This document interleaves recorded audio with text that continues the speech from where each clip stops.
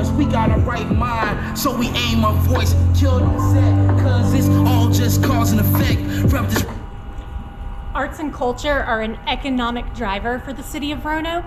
Last year, our spoken word artist in residence, Brian Harvest Black Hancock, collaborated with the Roanoke Ballet Theater, Opera Roanoke, and the Roanoke Symphony Orchestra, along with multiple nonprofits that hold festivals, to create this video showcasing arts and culture in the city of Roanoke.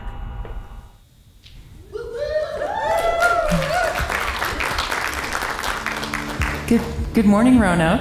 Good morning. Are you ready? We are ready. We're going to start our presentation with a brief video. You may begin.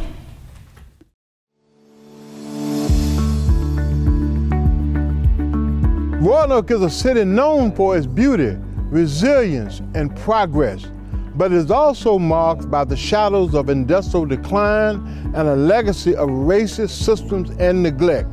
We've embarked on a transformative journey, confronting our past while building a future of inclusion, innovation, and civic engagement.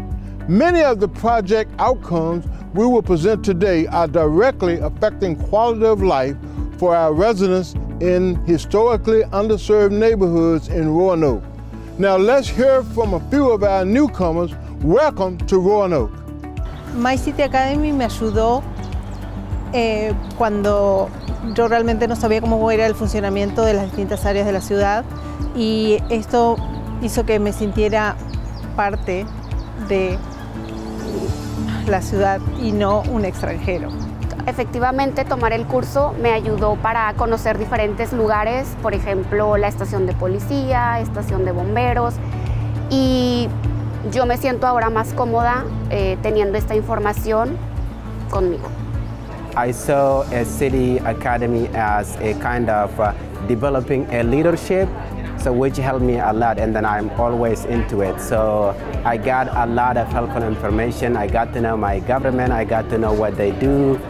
When we were all new here, we had a lot of problems and we didn't know about many of the resources that they were available. The city of Roanoke and the officials were always trying to help us. For example, they held a survey to hear about our needs for recreational activities.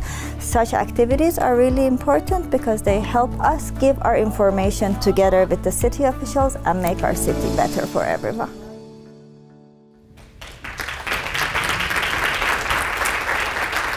I'm Katie Hedrick, assistant to the city manager, and I lead our city's inclusion efforts. As we welcome families to Roanoke, whether they're coming from across the state, the country, or the globe, we want them to feel at home here. We have developed civic infrastructure to embed belonging in all we do. First, we ensure that every city department and staff person has on-demand access to interpretation and translation in over 280 languages.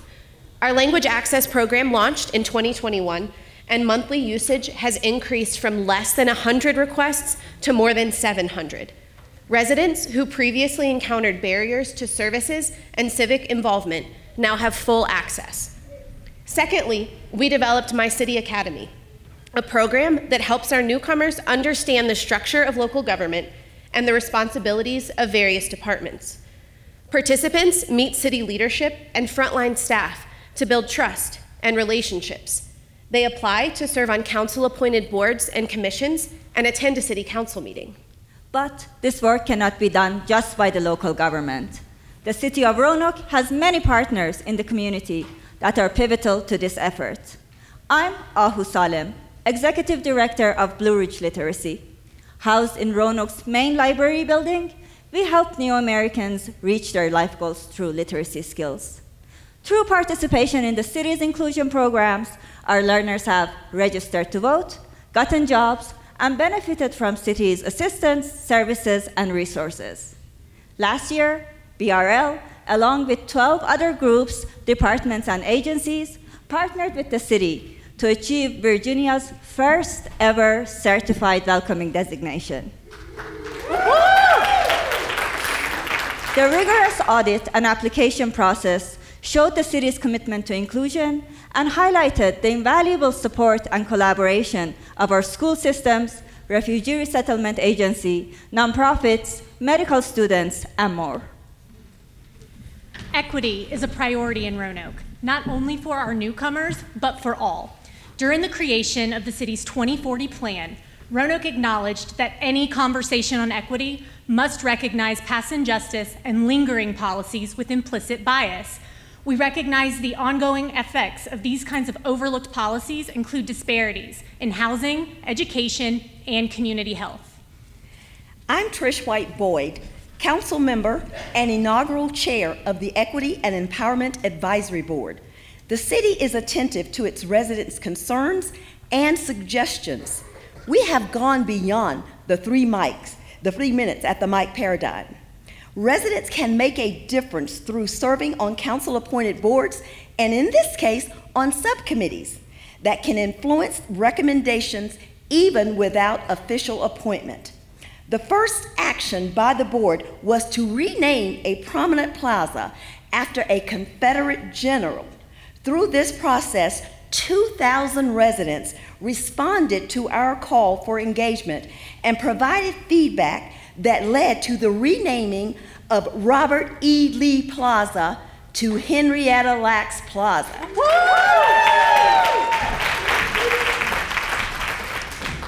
COVID-19 arrived in Roanoke in early 2020.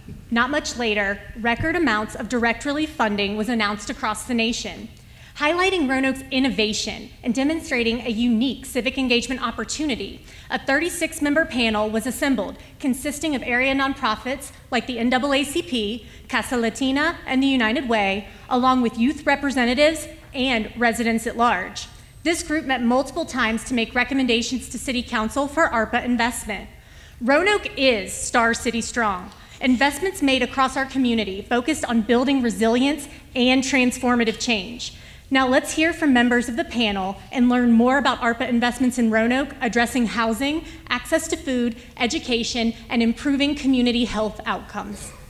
Hi, I'm Betty Jean Wolf, a resident of Roanoke's historic Gainsborough neighborhood and a member of the Star City Strong Advisory Panel.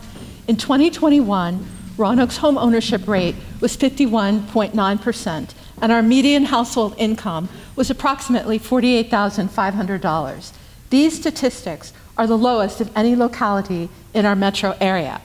As a result of these trends, one of the advisory panel's big lift recommendations was to address the city's need for affordable, accessible, and safe housing and find ways to increase residents' economic resilience. Habitat for Humanity in the Roanoke Valley was awarded $2.6 million in competitive ARPA grant funds to build 18 single-family homes in 2 target neighborhoods needing stabilization. 14 of those Habitat homes are being sold to qualifying low to moderate income families. The remaining 4 homes will be transferred to 2 nonprofit organizations for their use as rental housing for clients at risk for homelessness or in need of intensive case management. Finally, Habitat launched an innovative workforce development program, hiring 16 under or unemployed residents to work full-time for 54 weeks as apprentices, training them in the construction trades so they might have sustainable career path, providing economic independence in an industry desperate for new blood. My name is Javion Tucker. And I am Kennedy Wade. And we were members of the city's Youth Service Citizens Board. And youth representatives on the Star City Strong panel when we were in high school. Roanoke empowers the next generation to get involved with their community. They continuously offer opportunities like the annual Youth Summit to engage with area teens. Hi, my name is Kelly Key, Program Director at LEAP. With ARPA funds, our nonprofit had the opportunity to bring to life an empty building in a low-income neighborhood of Roanoke. With this space, LEAP has expanded our food hub and mobile farmers market operations, greatly increasing healthy food access across Roanoke City. We expanded our on-site farmers market, creating a space within a food desert for the community to gather and connect around food. This building also includes a processing kitchen, providing an accessible, frozen local food option and decreasing food waste. And in 2023, LEAP provided over $250,000 in locally grown fruits and vegetables to residents with low income.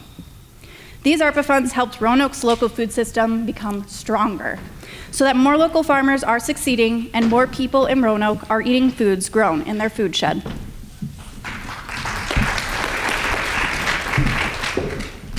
I'm Donna Davis, Director of Community Engagement for Melrose Plaza, and a proud lifelong resident of Northwest Roanoke. Northwest Roanoke was a thriving, self-sufficient Black community until urban renewal dismantled the area.